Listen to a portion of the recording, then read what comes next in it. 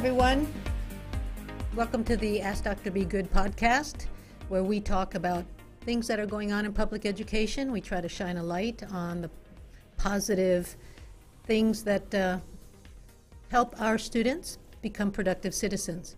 One of the things that we in the charter world have to contend with is oftentimes we have people who don't quite understand our charter environment.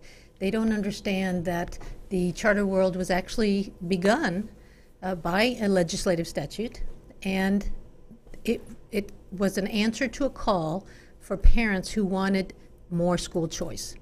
And so 23 odd years ago, we had, during the George Bush administration, a law that was enacted giving open enrollment charter schools the ability to bring innovative instructional practice to our parents across the state of Texas. Since then, our not so regulated world has become more regulated due to the sometimes sincere belief by legislators that they're doing the right thing by adding some more regulation to our charter world. Now we are knee-deep in the 86th legislative session in Austin, and that began in January, by the way, January 8th, and it concludes May 27th, unless, of course, there's a special session. And this happens every 2 years where our legislators get together and they look at needed tweaks or additions to the laws to make Texas a better place to live and to work. One of the things that we're finding in our charter world is because we have so many new legislators, we oftentimes come up against a lack of understanding about our legislative purpose in the charter world. And so we have learned to become better advocates for the charter movement by helping our legislators understand us better and understand our purpose and our effect that we're having on students. So becoming an advocate for anything, in this case it's charter schools, sometimes takes some training. And so that's what we're going to do here today. We're going to talk about how you as parents, staff, and stakeholders of the charter movement can become better advocates for our charter movement and help your legislators know your opinion and hear your voice around certain bills that you think are good for the charter movement and that you think are not so good. So we have a couple of people that will be joining us today. The first one is Starlee Coleman. She is the CEO of the Texas Charter School Association, and she has quite an impressive resume, but let's just say that she has quite a bit of national charter experience, and she is a new addition to our Texas Charter School Association, but has brought a lot of energy and knowledge around how to become and how to train us to become better advocates during this time. So let's hear from Starlee. Hi there, I'm Starlee Coleman, the CEO of the Texas Charter Schools Association. We just wanted to make sure that everybody knows that this year is a legislative session year in Austin. And you know, when the legislature is in session, there's a lot of good and a lot of bad that can happen for charter schools across the state. This year, we're under a lot of pressure at the Texas Legislature. There are a lot of bills that would bury charter schools in red tape, cut our funding, and even limit our ability to grow and expand. And it's really important to us this year that charter schools all across the state of all types and sizes engage with lawmakers and make sure that you're connecting them with parents and teachers and students who can talk about the great things that charter schools are doing for public education in Texas. We need all of the voices. We need everyone.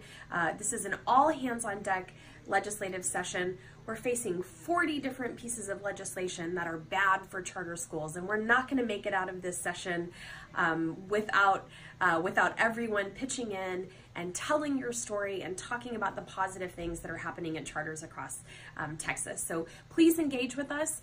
Visit our website, txcharterschools.org, to learn more about how you can engage with lawmakers and connect them with parents and students and your teachers who can tell great stories about the work you're doing. Starlee was in Dallas today, and I was able to chat with her and grab a few minutes of her time so that she could impart her sense of urgency and the importance of all of you taking away strategies from today and making sure you implement them so that we can get your voice heard around these upcoming charter bills. So to help us learn how to do that, we're going to now talk with Michael Aguilar. He is the TCSA Regional Engagement Manager for Central Texas, and he also was in Dallas. He's currently driving back to Central Texas, but he has graciously pulled over and said that he would chat with us. So, Michael, are you on? Hello, Dr. Good. I am here. All right, Michael. Well, thank you. First of all, tell us a little bit about your job. Welcome to TCSA. I know that you are you recently came to us, so tell us a little bit about your background and then talk to us about what we can do to become stronger advocates for the charter movement. Sure. So thank you for having me on today. I'm really excited to get to talk to your audience, and I'm pulled over here in Waco, and it's a beautiful day out here today, so it's good to be able to take some of this in. So my job with the Texas Charter School Association, like you said, I am the Regional Engagement Manager for Central Texas. Right now, I am on loan to San Antonio and Dallas as well. The Charter School Association is growing, and we're hiring people for those cities so that that somebody could be there to focus on them the way that I'm going to be focusing on Austin and Round Rock areas. So we are growing all the time. But what I do in this role is I am the point of contact for charter school leaders, parents of charter school students, and teachers at charter schools in Central Texas for any kind of advocacy-related issues. So, for example, our CEO, Starlee Coleman, mentioned the challenges that we're facing in this legislative session. We at the Texas Charter School Association have a presence at the state capitol every day. We have a team of people that are there representing the interests of charter schools and ensuring that the 40 bad bills that are currently filed in the session, we're making sure that there's a voice standing up for charter schools. So I serve as the point of contact for the people who are at the charter schools and the surrounding communities of people who support charter schools. So I work to get them engaged. I work to plug people into the legislative process. And I serve as the first step in that education process of teaching people how to get involved in advocacy, as well as teaching people and informing people of what's going on at the Capitol. So you have a special interest in charters. Can you talk a little bit about your background? And you told a great story about your dad today. Sure. So I grew up in a smaller town in Colorado called Pueblo. And, I grew up in a pretty bad neighborhood. It's a less than desirable place. And unfortunately, like many, bad neighborhoods, the local traditional district schools were a reflection of that. And it was something that my siblings went through. My siblings all attended the neighborhood schools that are, around my childhood home. And it wasn't until I was a little older, I was about 6 years old going into the first grade, that a charter school opened in Pueblo, Colorado called Cesar Chavez Academy. And my mom made the choice to take a chance on this new school because it offered smaller class sizes, individualized attention, and a challenging curriculum. And it offered a way out of the standard system that so many people in my neighborhood have had no choice but to go through. So my mom put me in those schools. I attended Cesar Chavez Academy from 1st through 12th grade, and I credit these schools for saving my life. If I would have went through the traditional public school system that was in my neighborhood, I feel like I would be a very different person today than I am. And it's because of that I'm so passionate about charter schools and school choice, and why I'm so committed to helping charter schools grow, and why I'm so passionate about defending them, because charter schools gave a kid like me a way out of a cycle that nobody should be forced to be caught into. And I am so energized when it comes to defending charter schools, because I know little kids just like me all over the state of Texas and really all over the country, they depend on it. They depend on charter schools to be, and they depend on us to speak up for them, to have a better shot at life. So I'm very, very passionate about it, and I'm excited to be here today. So your dad... Oh, yes. Sorry. So my dad works at my school. He did when I was a kid, and now he works there in a different capacity, but he's still there. I gave an example today in Dallas at the meeting of how my dad really isn't a political person. He's a very hard worker, and he minds his business, and I think he's always kind of seen politics as a waste of time. But something caught his attention, and it was in a newsletter that his school's executive director forwards to all the staff. And what it was a story in the local newspaper, and with a direct quote from a local politician who said that if they could if they had the ability and if they could choose, they would choose to shut down charter schools tomorrow. And that's something that caught my dad's eye, not only because I went to charter schools, but because he works at one.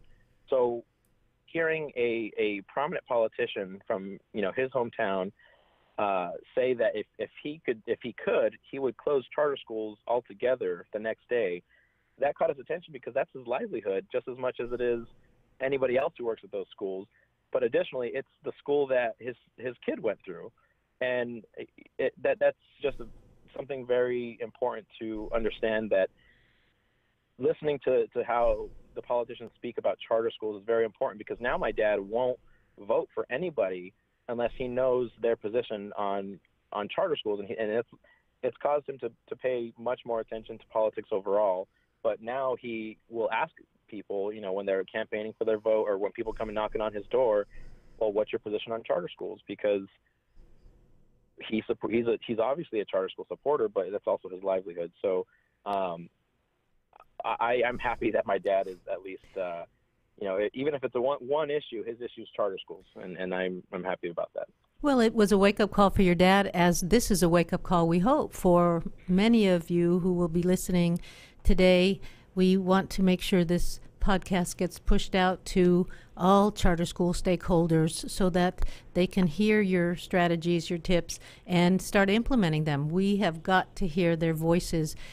And here's why I shared the story today in the meeting, and that was, I go down to Austin quite a bit, and I go into legislators' offices and shake hands and share charter information, and sometimes debunk myths that are out there. Unfortunately, new legislators do not get training in charters. They come oftentimes with beliefs that were planted in their heads from ISD people. And so it's part of my responsibility. But here's what I will tell you I've noticed. When I go into a legislator of whom I am a constituent, their eyes light up in a way that they don't light up if I'm not. And so that really caught my attention. We really have got to get constituents to be the ones telling the story about why they should vote a certain way, not just charter operators going down because the school happens to be in their legislative area. It's got to be the constituents. It's got to be staff. It's got to be parents. Love to, the kids should be sending them thank yous for serving us. They should be hearing from charter schools in many different ways. So Michael, start telling us what should we be asking our charter stakeholders to do? Well, as Starlee said, this session has 3 unique challenges. We're facing a lot of addition to the red tape that charter schools are going to be having to operate under. We're facing threats to cuts to funding, which we already know charter schools aren't funded to the same level that traditional public schools are. And we're also facing challenges that would severely limit charter schools' abilities to grow, and in some cases completely shut down the ability for new charter schools to open, and for existing charter schools to expand. So we really need every voice, every single charter school supporter, teacher, operator, we need everyone's voice to be engaged in this session, and we need them to help the Texas Charter School Association when we're at the Capitol. We need them to help us tell their stories. And even if it's just sending an email or writing a text message, those two things, especially when it's being directed at their legislator, those two things have a huge impact. And we really, really need every voice. And I know I've said this a couple of times, but I can't stress it enough. And a simple way to get engaged with TCSA is to text the word count me in. It's all one word, count me in, to the number 52886. And you'll get a link to follow from TCSA. And that link will take you to a sign-up sheet where you can enter your information, your name, phone number, and address, as well as the school that you're most associated with. And that will allow us to push out alerts to you when we really need you the most. And I understand that a lot of people are hesitant to give out their phone number, or they're hesitant to sign up for a texting campaign. And I totally get it, because I often get those spam calls about car insurance and everything else you can imagine. But we really don't push anything out unless we truly need it. And I think that, during a legislative session, it's going to be a little more frequent. But even then, I would be surprised if we pushed out more than, one a week or two a week, because we don't want to make it spam. We really just want to alert you when it's time to get involved. So that's the simplest way that people can get involved with TCSA and our efforts at the Capitol to defend charter schools. But if you want to get even more engaged, there's plenty of ways to do that. And you don't need to be in Austin. You don't need to be at the Capitol. What you can do is, if you have 5 parents that that are willing to stand up for your kid's school, all you got to do is get those 5 parents in a room, invite TCSA out there, work with your school. We don't need a professional room. We can do it in a classroom. We can do it in a cafeteria, in the gym. We can even host a class outside if the weather permits.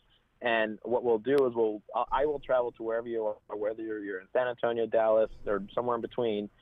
We have Shree Medlock, who will help you out in Houston. And if you're somewhere else in the state, we will get to you. What we can do is we will host a class that'll teach you the very basics of advocacy, why charter schools need people to advocate for them, and how to do that advocacy work in whatever capacity you can. So if you're not in Austin, and if you don't have time to go to Austin, you can help us out by simply sending out an email. You can get on the phone and call your legislators. You can send a text message to your legislators. And if you were able to recruit parents, recruit teachers, community supporters, whomever it may be that supports charter schools, and you're able to activate them as well, that is huge.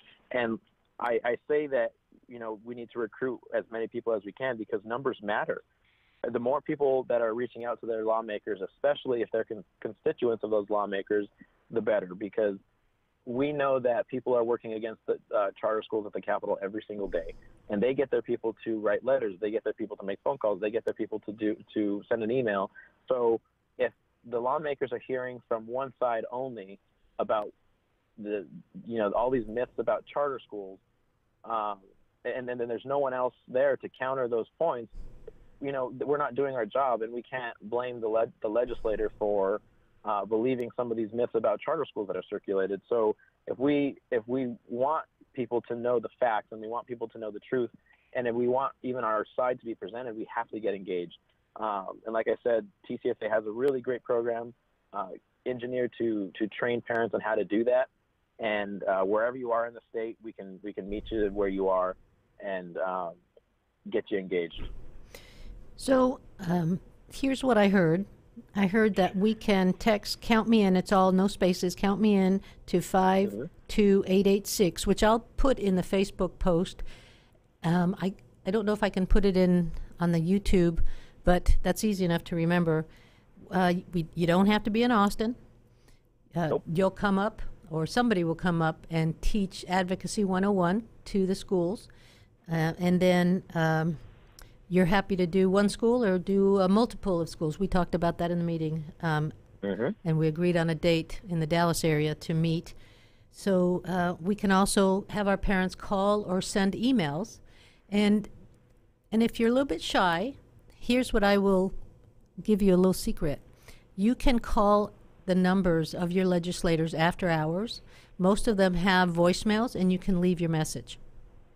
I didn't do that on purpose. It just so happened I had something I was passionate about. I wanted them to know. I was thinking about it at 6 in the morning.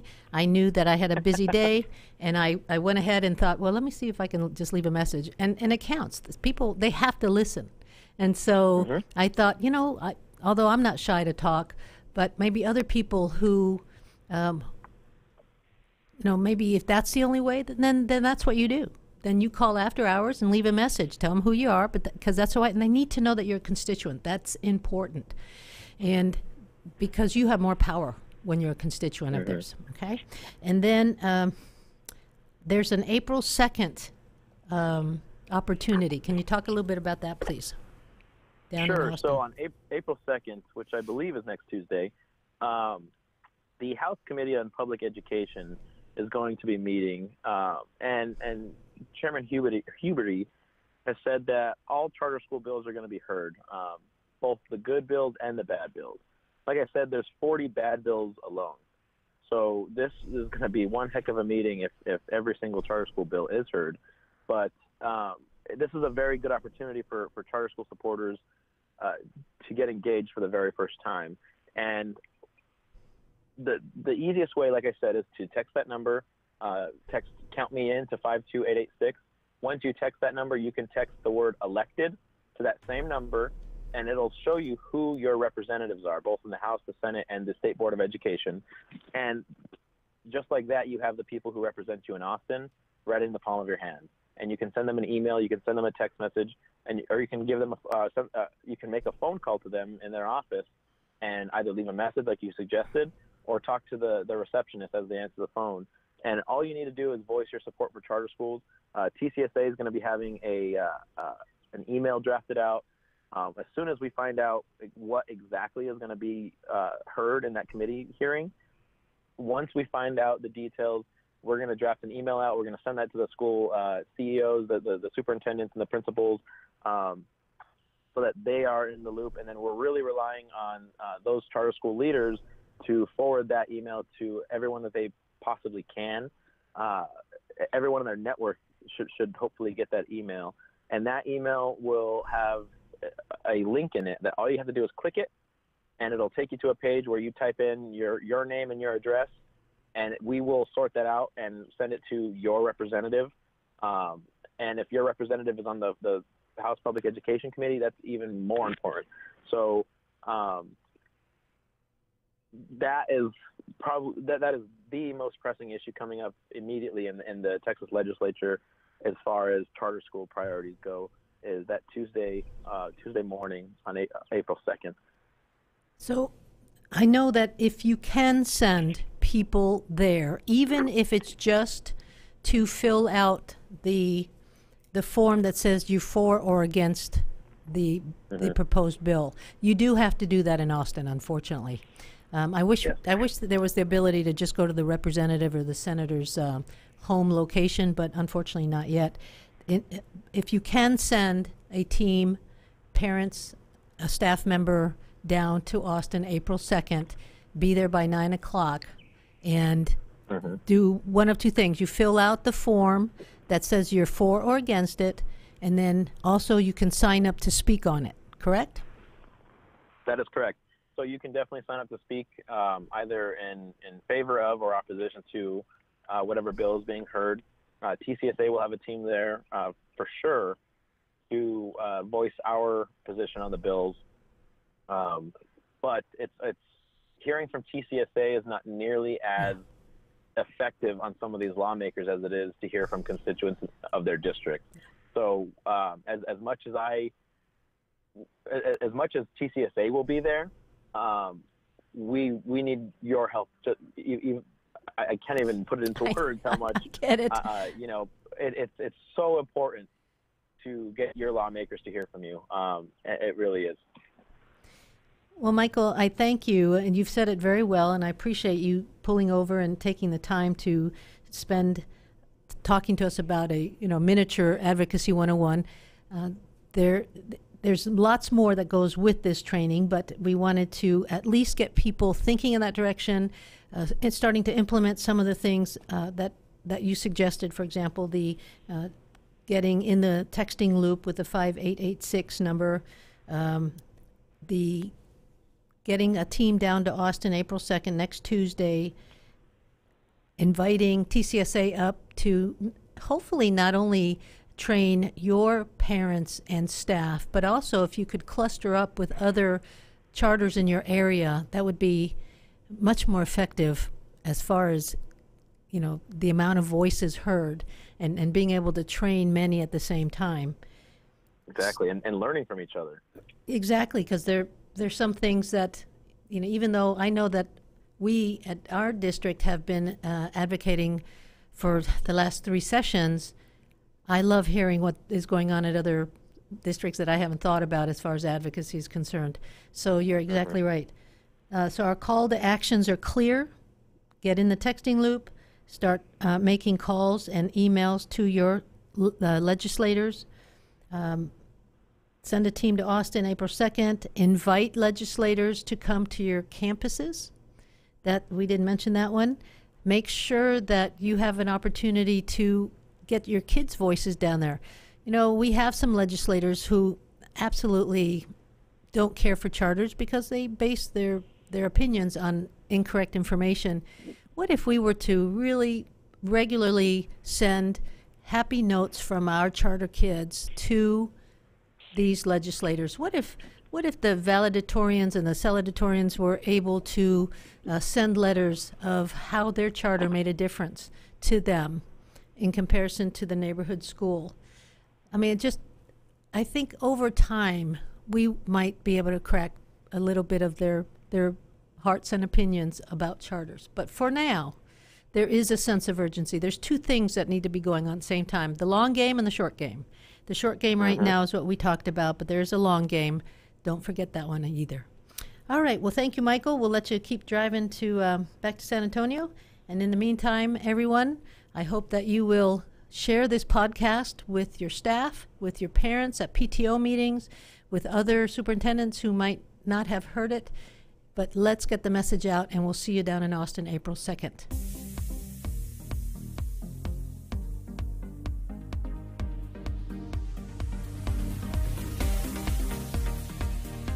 Thank you for tuning in to the Ask Dr. Be Good show.